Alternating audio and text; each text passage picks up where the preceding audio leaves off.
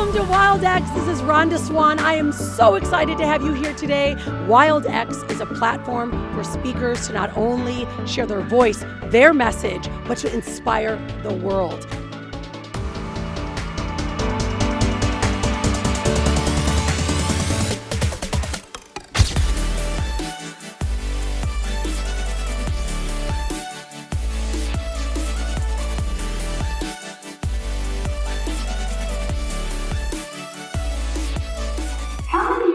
Have ever said, I'm fine, even when you weren't?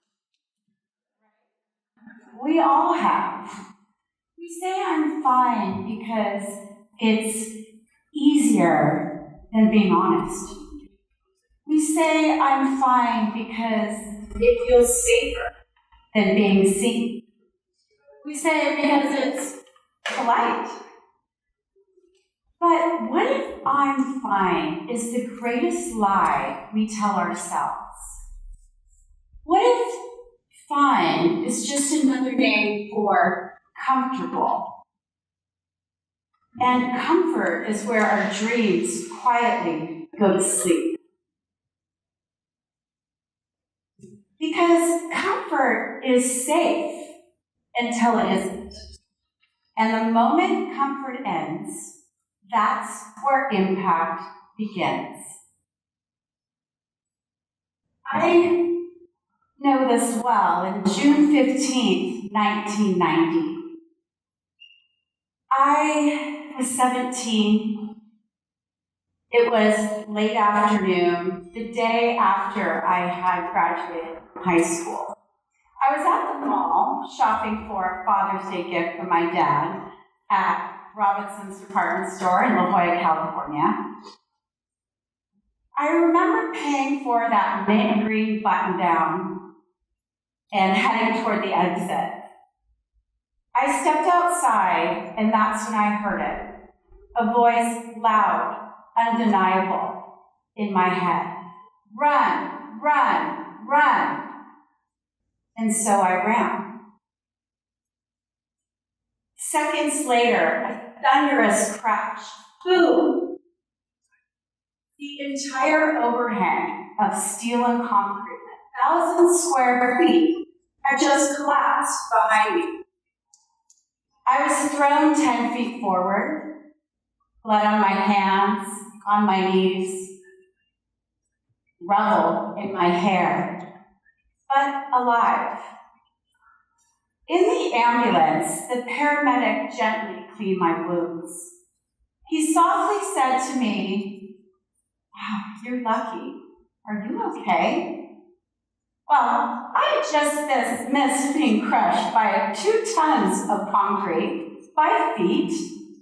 And you know what I said? I shrugged and I said, I'm fine.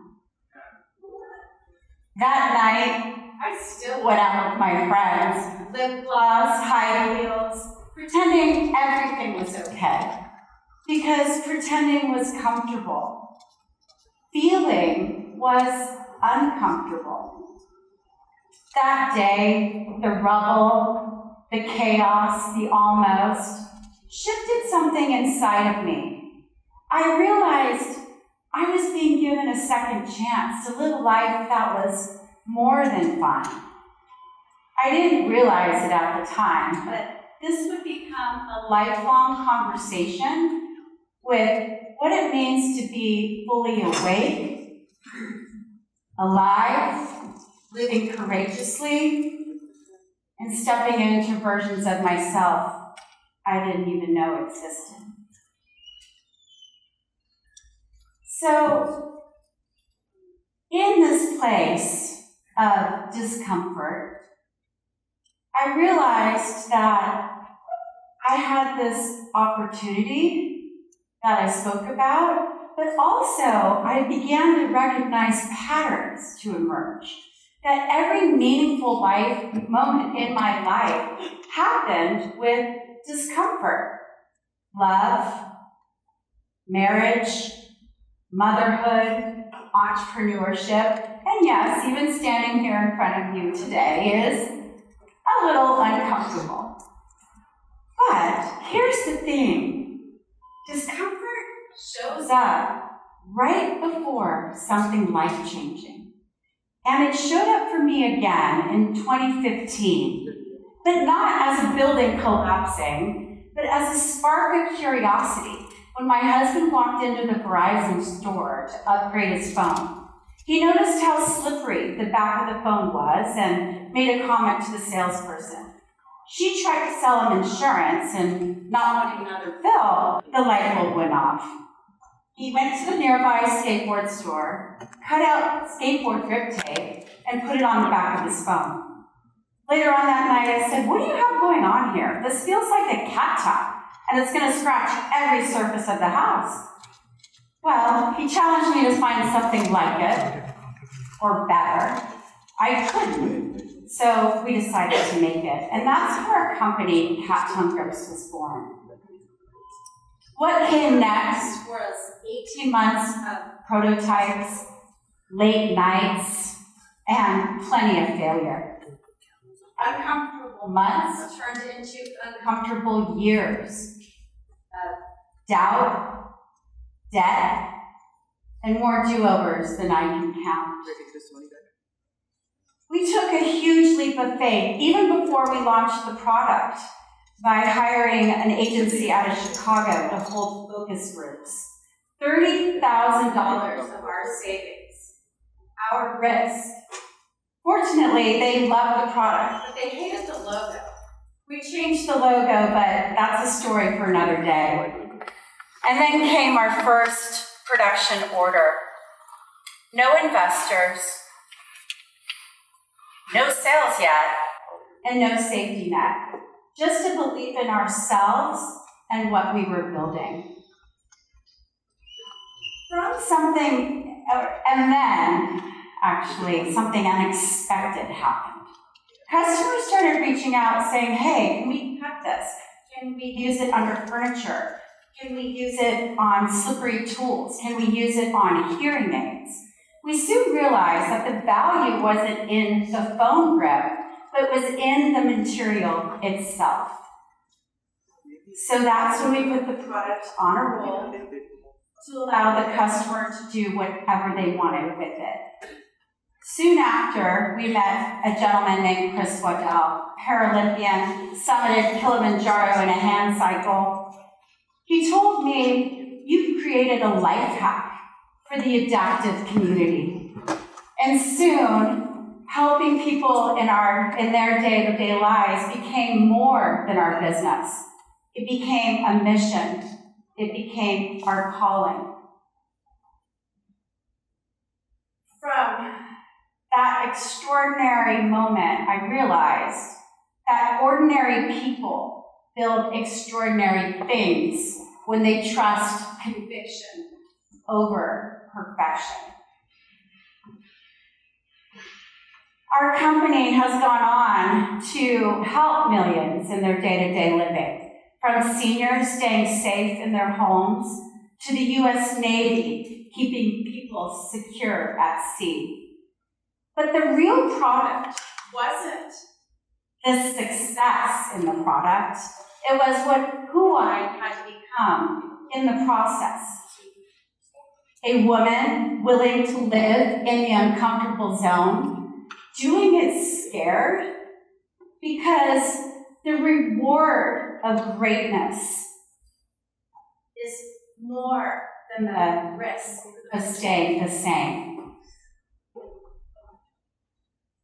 From comfort, I should say, actually, that growth doesn't come in comfort.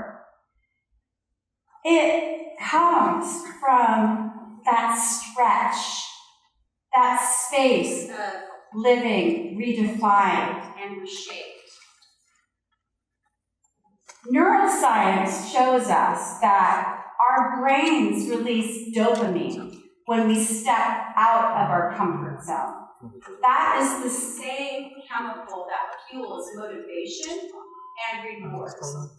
It literally rewires our brain for growth. When we're in our comfort zone, our brain feels safe, secure, comfortable. Our brain operates on autopilot there. But when we step outside of that comfort zone, our nervous system wakes up. That flutter in your belly, that's not fear trying to stop you. That's your biology saying, wake up, keep going.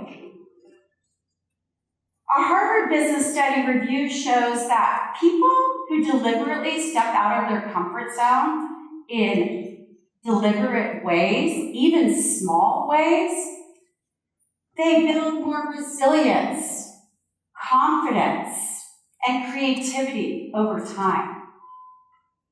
So next time that you feel that flutter in your belly, know that that's your cue. Because in your comfort zone, you're not able to find out who you really are. And the world doesn't need more people who are fine. They need more people that are awake, alive, uncomfortable, and making impact. When I think back to that 17-year-old girl, dust in her hair, shaking, but alive, I realized she wasn't fine. But she was given a second chance to live more awake, to lead more courageously, and to build something that could help others rise too. So the next time that you feel that edge of discomfort, remember this. That's not a warning. That's the doorway. Because where comfort ends, impact begins. Thank you.